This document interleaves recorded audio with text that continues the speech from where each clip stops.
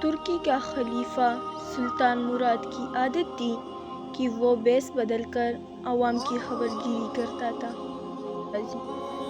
اس نے ایک رات اپنی سیکیورٹی انچارج کو کہا کہ چلو کچھ وقت لوگوں میں گزارتے ہیں۔ شہر کے ایک کنارے پر پہنچے تو دیکھا ایک آدمی گرا پڑا ہے۔ بادشاہ نے اسے ہلا کر دیکھا تو مردہ انسان تھا۔ لوگ اس کے پاس سے گزر کر جا رہے تھے۔ بادشاہ نے لوگوں کو آواز دی، ادھر آؤ بھائی۔ لوگ جمع ہو گئے اور وہ بادشاہ کو پہچان نہ سکے۔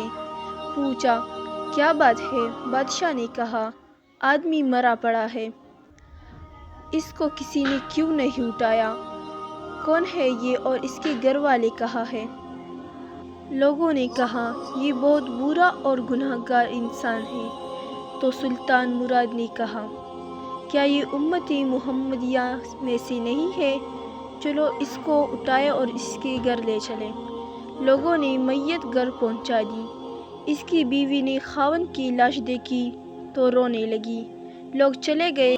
بادشاہ اور اس کا سیکیورٹی انچارج وہی عورت کا رونا سنتے رہے۔ وہ کہہ رہی تھی، میں گواہی دیتی ہوں بے شک تو اللہ کا ولی ہے اور نیک لوگوں میں سے ہے۔ سلطان مراد بڑا متعجب ہوا، یہ کیسے ہو سکتا ہے؟ لوگ تو اس کے بارے میں یہ باتیں کر رہے تھے اور اس کی میت کو ہاتھ لگانے کو تیار نہ تھی۔ اس کی بیوی نے کہا، مجھے بھی لوگوں سے یہی توقع تھی۔ اصل حقیقت یہ ہے کہ میرا خاوند ہر روز شراب خانے جاتا، جتنی ہو سکے شراب خریدتا اور گھر لا کر گڑھے میں بہا دیتا اور کہتا کہ چلو کچھ تو گناہوں کا بوجھ مسلمانوں سے ہلکا ہوا۔ اسی طرح رات کو ایک بری عورت کے پاس جاتا اور اس کو ایک رات کی اجرت دے دیتا اور اس کو کہتا کہ اپنا دروازہ بند کر لے، کوئی تیرے پاس نہ آئے۔ گھر آ کر کہتا، الحمدللہ، آج اس عورت کا اور نوجوان مسلمانوں کی گناہوں کا میں نے کچھ بوجھ ہلکا کر دیا۔ لوگ اس کو ان جگہوں پر آتا جاتا دیکھتے تھے۔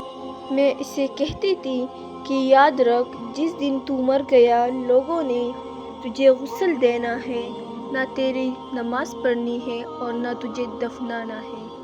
وہ مسکرا دیتا اور مجھ سے کہتا کہ گھبرا مت، تو دیکھے گی کہ میرا جنازہ وقت کا بادشاہ علماء اور اولیاء پڑھے گی۔ یہ سن کر بادشاہ رو پڑا اور کہنے لگا، میں سلطان مراد ہوں، کل ہم اس کو غسل دیں گے، ہم اس کی نماز جنازہ بھی پڑھائیں گے اور اس کی تدفین بھی ہم کروائیں گے۔ چنانچہ اس کا جنازہ بادشاہ، علماء، اولیاء اور کثیر عوام نے پڑھا۔ آج ہم بظاہر کچھ دیکھ کر یا محض دوسروں سے سن کر اہم فیصلے کر بیٹھتے ہیں۔ اگر ہم دوسروں کے دلوں کی بہت جان جائیں تو ہماری زبانیں گونگی ہو جائیں۔